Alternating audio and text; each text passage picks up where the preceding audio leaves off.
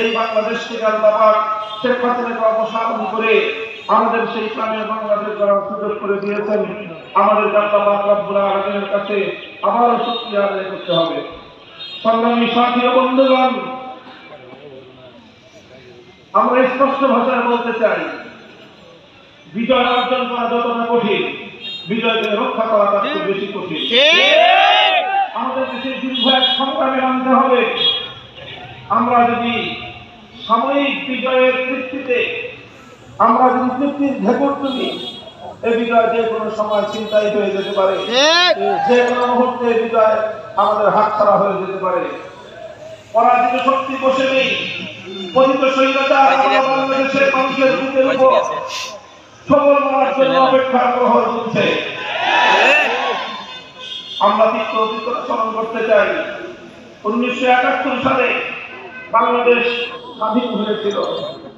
আমার এই বাংলাদেশ 55,000 বর্গ মাইলের এই জনপদ, এখন যে জনপদের নাম বাংলাদেশ, কখনো এই জনপদের নাম ছিল পূর্ব পাকিস্তান, কখনো এই জনপদের নাম ছিল পূর্ব বাংলা। এভাবে বিভিন্ন নামের ঐতিহ্যকে, বিভিন্ন নামের ইতিহাস পাড়ি দিয়ে আজকে আমরা এই সোনার বাংলাদেশ উপহার পেয়েছি।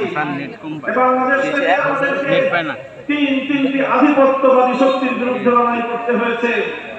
আমাদেরকে 300 বছর ব্রিটিশ বেনিয়া সাম্রাজ্যবাদী শক্তির বিরুদ্ধে লড়াই করে স্বাধীনতা অর্জন করতে হয়েছিল।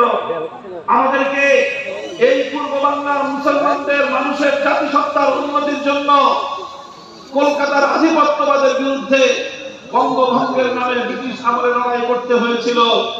আর সেই লড়াইয়ের বিরুদ্ধে সাম্প্রদায়িক অপশক্তি রবীন্দ্রনাথ ঠাকুরের নেতৃত্বে পশ্চিম বাংলার এই জাতির উত্থানের বিরুদ্ধে ষড়যন্ত্রকারী সাম্প্রদায়িক উস্কানিদাতা সহিংস আন্দোলনের রূপকার রবীন্দ্রনাথ ঠাকুর সহ যারা বাংলাদেশের মানুষের অধিকারকে হরণ করতে চেয়েছিল, বাংলাদেশের ঢাকা বিশ্ববিদ্যালয়ের প্রতিষ্ঠাকে যারা কেড়ে নিতে চেয়েছিল, সেই আধিপত্যবাদী দাদাবাবুদের বিরুদ্ধে সংগ্রাম করে আমাদের এই অঞ্চলের মুসলমানদের স্বাধীনতা অর্জন করতে হয়েছে।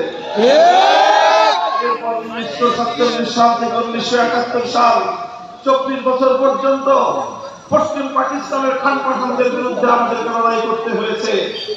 আমরা ওদেরকে বলেছিলাম, আমরা তোমাদের ভাই, তোমরা আমাদের ভাই। ওরা আমাদেরকে বলতে চেয়েছিল, না বাঙালি তোমরা আমাদের দাস, আমরা তোমাদের প্রভু। আমরা পরিষ্কার বলে দিয়েছিলাম, আমাদের মাওলানা আব্দুল হামিদ খান ভাসানী পরিষ্কার বলে দিয়েছিলেন যে আমাদের বন্ধু থাকতে পারে, এই জমিনের মধ্যে আমাদের কোনো প্রভু নাই। আমাদের একজনই রব,